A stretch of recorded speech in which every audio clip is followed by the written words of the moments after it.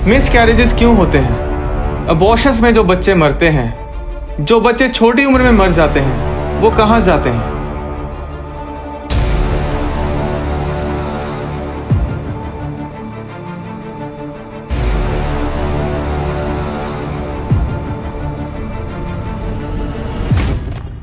Bible में 1 राजा अध्याय 14 उसकी 12 और 13 आयत में लिखा है, इसलिए तू उठ और अपने घर जा, और नगर के भीतर तेरे पांव पड़ते ही वह बालक मर जाएगा। उसे तो समस्त इजरायली छाती पीट कर मिट्टी देंगे। यारोबाम की संतानों में से केवल उसी को कब्र मिलेगी, क्योंकि यारोबाम के घराने में से उसी में कुछ पाया जाता है जो यहोवा इजराइल के प्रभु की दृष्टि में भला है। यारोबाम का घराना बहुत दुष्ट था। उसने बहुत से घिनौने पाप किए थे, और परमेश्वर ने कहा कि इस घराने में मुझे अगर कोई भली चीज नजर आई है तो उसका बेटा है, पर मैं नहीं चाहता कि वो बेटा इस घर में बड़ा हो और वो भी बड़ा होकर एक दुष्ट राजा बने, और इसलिए मैं इस बच्चे को उनसे ले लूंगा।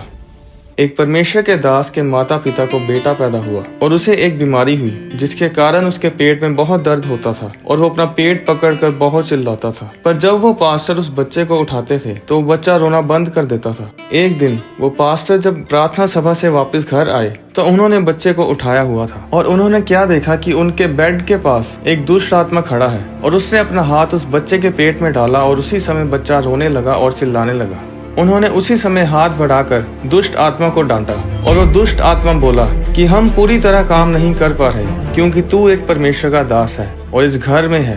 पर 3 दिन बाद जब तू विदेश में प्रार्थना सभाओं पर जाएगा तब हम इसे फिर से तंग करेंगे। उस रात पास्टर को स्वप्न आया कि उनके माता पिता कमर से नीचे सूअर हैं और कमर से ऊपर इंसान हैं, क्योंकि उस समय उनके माता पिता ने उद्धार नहीं पाया था। अगले दिन पास्टर ने अपने पिता को बताया कि पिताजी, परमेश्वर ने मुझे कल रात स्वप्न में बताया कि मैंने ये बच्चा तेरे माता पिता को इसलिए दिया है ताकि ये बच्चा उनकी बुढ़ापे में सेवा करे, पर अगर वो मेरी सेवा नहीं करेंगे तो उन दुष्ट आत्माओं को रोकने के लिए इस घर में कोई नहीं होगा, क्योंकि इस घर में तेरे अलावा कोई विश्वासी नहीं है। और परमेश्वर ने कहा कि मैं इस दुष्ट आत्मा को बच्चे के ऊपर अटैक करने नहीं दूंगा। मैं इस बच्चे को 30 दिन में अपने पास स्वर्ग में बुला लूंगा। उस पास्टर के पिता ने गाली निकाल कर कहा कि ये कैसा परमेश्वर है जिसने मेरे पापों के कारण इस बच्चे को बीमार किया है। ऐसा हो सकता है क्योंकि गिनती उसके 14 अध्याय 18 में लिखा है कि परमेश्वर पूर्वजों के पापों का दंड उनके बेटों और पोतों और पड़पोतों को देता है। पास्टर के माता पिता ने उस समय परमेश्वर को उद्धार करता ग्रहण नहीं किया, और 30 दिन में वो बच्चा मर गया और स्वर्ग गया।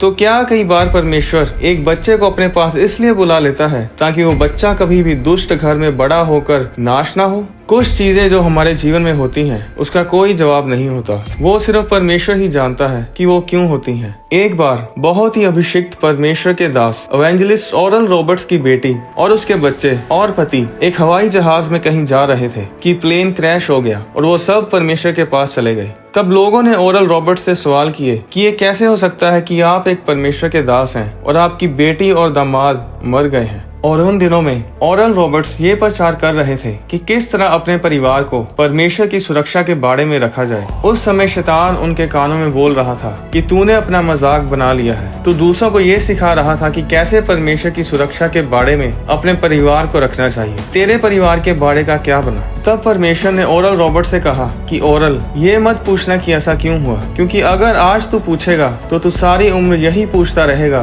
कि ये क्यों हुआ, वो क्यों हुआ। परमेश्वर ने उससे कहा कि मैं तुझे सब कुछ बताऊंगा जब तू स्वर्ग में मेरे पास आ जाएगा। बस याद रख कि सब कुछ मेरे हाथ में है। और इस वचन ने ओरल रॉबर्ट्स को शांति दी। क्यों बुरी चीजें अच्छे लोगों के साथ होती हैं? लूका 13 उसकी 4 के अनुसार जब शीलो का गुम्मट गिरा तो 18 लोग मारे गए, क्योंकि कुछ लोगों ने अपना काम सही तरीके से नहीं किया था। लूका 13 उसकी 1 के अनुसार पिलातूस ने एक त्योहार के दौरान गलीलियों को घात किया। कई बार दुष्ट लोग जब सत्ता में आते हैं तो वो दुष्ट काम करते हैं, मासूमों की जानें लेते हैं जिस तरह आइसिस लेता है। लूका 13 उसकी 11 के अनुसार एक स्त्री थी जिसे 18 साल से दुर्बल करने वाली दुष्ट आत्मा लगी थी और वह कुबड़ी हो गई थी। कई बार दुष्ट आत्मा के कारण लोग मुसीबत में होते हैं, और इस तरह और भी बहुत से कारणों की वजह से लोग मुसीबत में पड़ते हैं। जिस तरह यूहन्ना अध्याय 9 उसकी 3 में हम पढ़ते हैं कि एक जन्म का अंधा इसलिए अंधा नहीं था कि उसने कोई पाप किया था या उसके पूर्वजों ने पाप किया था। वो अंधा इसलिए था ताकि जब परमेश्वर उसे चंगा करे तो लोग परमेश्वर की महिमा करें।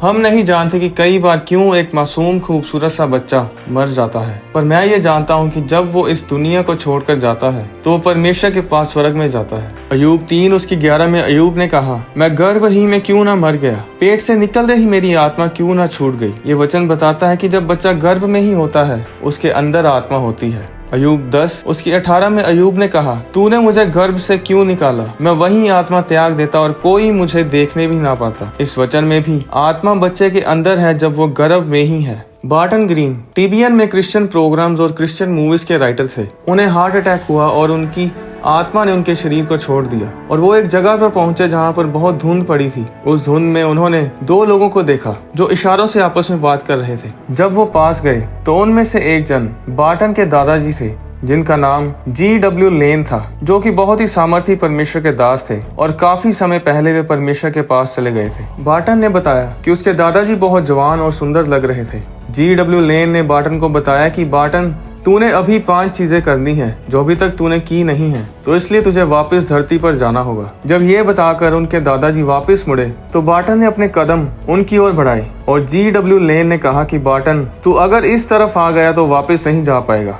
एक सीमा है जिसे तू पार नहीं कर सकता, अगर पार कर गया तो यहीं रह जाएगा। फिर G.W. लेन ने बार्टन को कहा कि बार्टन, मैं तुझे एक बात बताना चाहता हूँ, मुझे लगता है मुझे तुझे ये बता देना चाहिए। उन्होंने कहा कि बार्टन, तेरे बेटे को तुझ पे बहुत गर्व है। जब बार्टन अपने शरीर में वापस आया वो चंगा हो चुका था और इस बात पर हैरान होता रहा कि कौन सा बेटा उस पर गर्व करता है, क्योंकि उसके कोई बच्चा पैदा नहीं हुआ था। उसकी शादी हुई थी, पत्नी गर्भवती नहीं हुई थी, उनका तलाक हो गया था। फिर बार्टन को याद आया कि उसकी पत्नी के मिसकैरेज हुआ था और वो एक बेटा था। जो बेटा उसका मिसकैरेज में मर गया था वो परमेश्वर के पास स्वर्ग में था।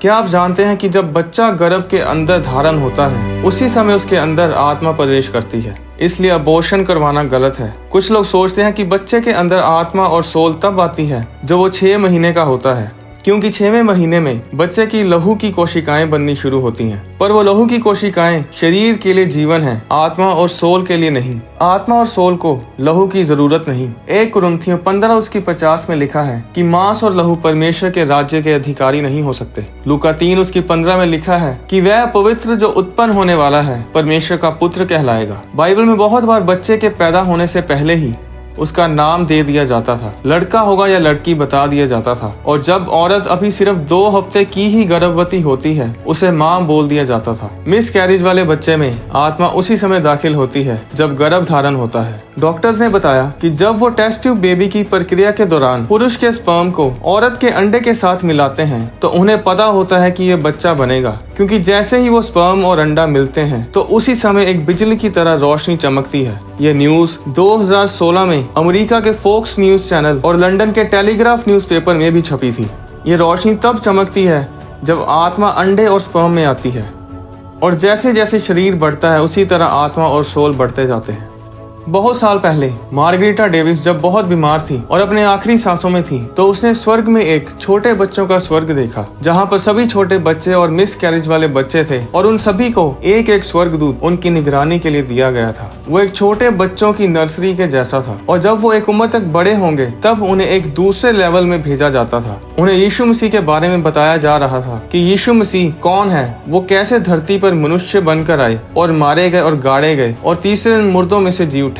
फिर उसने एक और लेवल देखा जहाँ पर थोड़े बड़े बच्चे थे और उन्हें वर्शिप करनी सिखाई जा रही थी, और वहाँ पर परमेश्वर ने छोटे बच्चों को उनके छोटे छोटे घर बनाकर दिए थे। जिस तरह ट्री हाउस होता है उसी तरह के छोटे छोटे घर थे, 15-15, 20-20 फुट की लंबाई और चौड़ाई के घर, और वो बच्चे वहाँ पर उन घरों में रहते हैं। काफी साल पहले एक अभिषिक्त परमेश्वर के दास ने एक दर्शन देखा जिसमें उसने 2 छोटी बच्चियों को देखा। प्रॉफेट ने उनसे पूछा, तुम कौन हो? बड़ी लड़की ने बताया कि मेरा नाम अमेंडा है और छोटी लड़की का नाम रोशेल है और हम आपकी बेटियां हैं। उस समय प्रॉफेट के कोई बच्चा नहीं था। ये दर्शन उन्होंने 2 बार देखा। जब उसकी पत्नी गर्भवती हुई तो उनका मिस कैरेज हो गया। जब वो दोबारा गर्भवती हुई तो उनके घर बेटी पैदा हुई जिसका नाम अमेंडा रखा गया। और फिर सालों बाद एक औरत जिसे इस घटना के बारे में कुछ पता नहीं था, उसने कैलिफोर्निया से एक खत प्रॉफेट को लिखा कि प्रॉफिट, मेरा जवान बेटा मर गया था और मैं बहुत दुखी थी और परमेश्वर ने मुझे अपने बेटे को स्वर्ग में एक दर्शन में दिखाया। मैं वहाँ पर एक छोटी बच्ची को मिली जिसकी उम्र 5-6 साल की थी, जिसके बाल काले रंग के थे। जब मैंने उससे पूछा कि तुम कौन हो, तो उसने कहा कि मैं प्रॉफिट की बेटी हूँ। उस औरत को नहीं पता था कि प्रॉफिट के घर मिस कैरेज हुआ है। ये वही बेटी थी जो मिस कैरेज में मर गई थी। कुछ सालों के बाद उस प्रॉफिट को एक आर्टिस्ट ने एक पेंटिंग गिफ्ट की। जब प्रॉफिट ने उस पेंटिंग को देखा तो लगभग आधे घंटे तक रोते रहे। उस पेंटिंग पर प्रॉफिट की उसी बेटी की तस्वीर बनी थी जिसको प्रॉफिट ने अपने दर्शन में देखा था और जिसका मिस कैरेज हो गया था।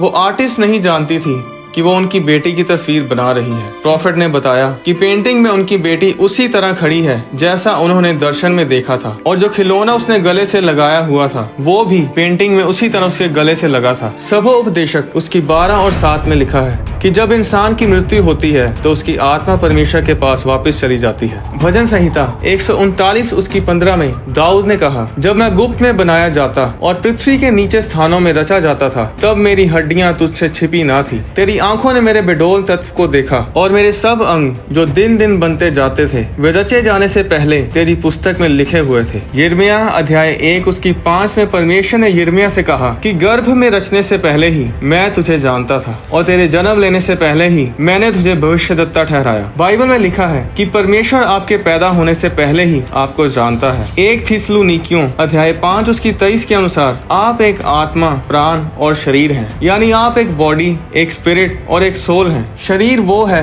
जो मिट्टी का बना है, जैसा कि उत्पत्ति अध्याय 3 और उसकी 19 में लिखा है कि तू मिट्टी से निकाला गया और मिट्टी ही में फिर मिल जाएगा। जो शरीर है वो कब्र में चला जाएगा और कुछ समय बाद मिट्टी में मिल जाएगा। अगर आपने अपना बच्चा खो दिया है मिस कैरेज के कारण या फिर किसी भी कारण, तो वो बच्चा परमेश्वर के साथ स्वर्ग में है। वो माताएं जिन्होंने अभी उद्धार नहीं पाया है, यीशु मसीह को अपना उद्धारकर्ता ग्रहण नहीं किया है, आप अपने बच्चे को कभी नहीं देख पाएंगे। कृपया करके जीवित परमेश्वर की सेवा करें, क्योंकि परमेश्वर के बच्चों के लिए बेस्ट इज कमिंग नेक्स्ट। एक दिन आएगा जब हम सब इस धरती पर यीशु मसीह के साथ आएंगे और परमेश्वर के साथ राज्य करेंगे। इस विषय के बारे में मैं आपको एक अलग वीडियो में बताऊंगा। अगर आपका कोई भी प्रियजन, आपके पिता, माता, बहन, भाई, बेटा परमेश्वर के पास चले गए हैं, तो याद रखें वो कब्र में नहीं है। जब कोई भी विश्वासी मरता है तो हम उसके जाने के गम में मर नहीं जाते, क्योंकि हमें पता है कि वो स्वर्ग में परमेश्वर के पास है, पहले से भी ज्यादा तंदुरुस्त, जवान और खूबसूरत। और हमें विश्वास है कि हम परमेश्वर में फिर मिलेंगे। जब कोई परमेश्वर में मरता है, आप कुछ समय के लिए उदास हो सकते हैं,